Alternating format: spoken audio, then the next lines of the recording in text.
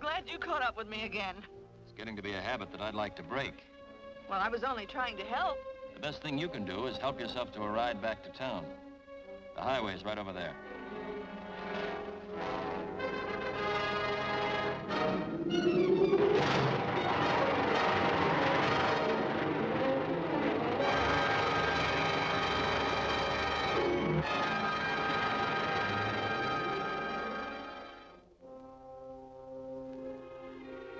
And if Bert and Glenda hadn't interfered, we might have known who Dr. Vulcan is by this time. Jeff, do you really believe that Bert's interference was accidental? After all, as far as I recall, you haven't eliminated him as a suspect. Bert's been in too many close scrapes with me. He's the last one I'd suspect. But until we know who Dr. Vulcan is, no one's beyond suspicion. I agree with that. How's the work coming? I hope to have the sonic decimator completed before long. I'm getting anxious to see what the sun looks like again, or even the moon. I can understand how you feel. But with Vulcan still at large, you must remain here in order to safeguard secrets such as these. You're absolutely right, Jeff. I must remember the importance of our work. Thank you, Professor. Well, I'll see you shortly. And I hope with better news about our enemy, Dr. Vulcan.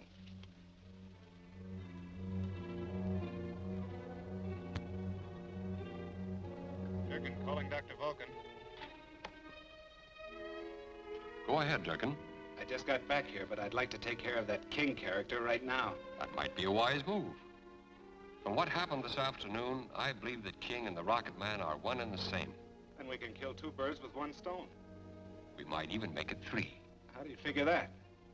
If we put King in a spot where there's trouble and Rocket Man doesn't show up, then we know that King is the Rocket Man. Yeah, sure, but what's the other gimmick? There's a new device just completed by Eastern Electronics, which will have to be transported to the lab. At the conference tomorrow, I'll see to it that King is the one.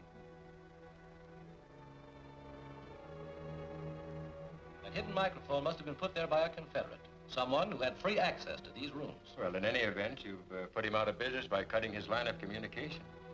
I believe Vulcan has too many sources of information to be stopped that easily. No, our only protection against him still lies in the maintenance of strictest security. Well, in that case, we have an immediate problem to discuss. Go right ahead, Professor. Well, gentlemen, as you all know, I've just completed assembling the sonotron at Eastern Electronics. It should be brought here immediately for testing. Well, that's no great problem. You forget the tremendous value of the sonotron to any foreign power. Well, why not leave it to King? Ever since we've appointed him our Director of Security, he's been quite successful in warding off this unseen enemy. Well, gentlemen, the choice is yours. Well, I say King. Agreed. Thank you. I'll begin making my arrangements immediately.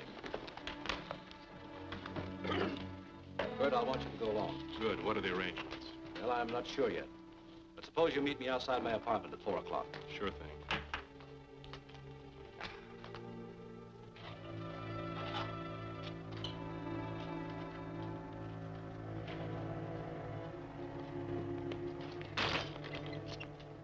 Okay, keep your hands down and your trap shut.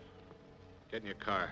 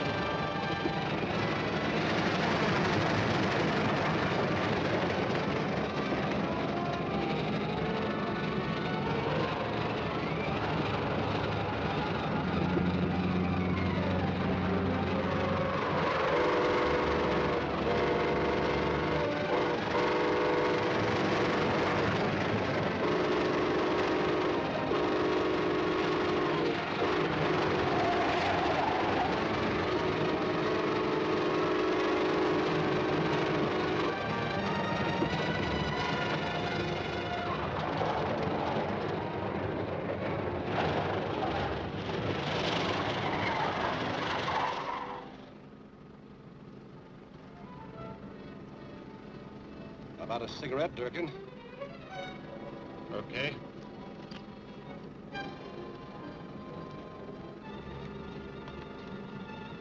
Here's a light.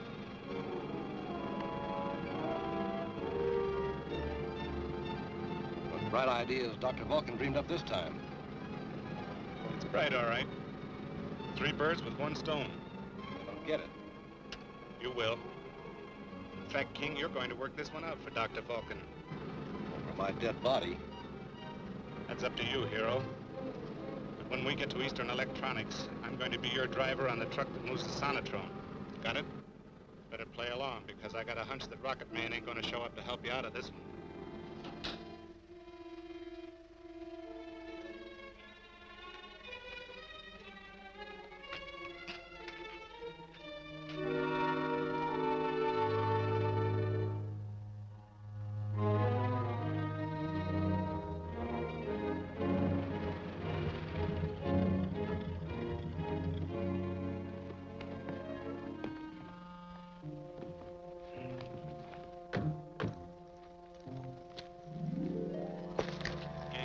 out here just in case.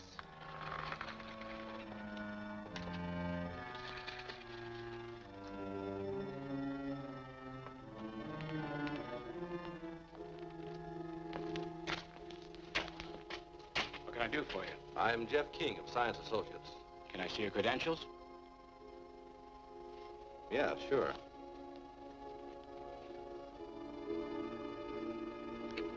What about him? Why, he's my driver. Okay, it's all set to roll. I'll get a receipt for you to sign. Thanks.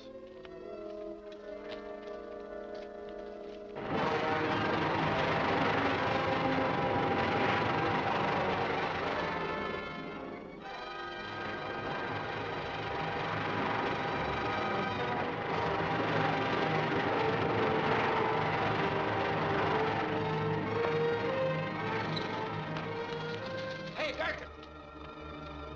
It's Rocket Man. He's headed this way.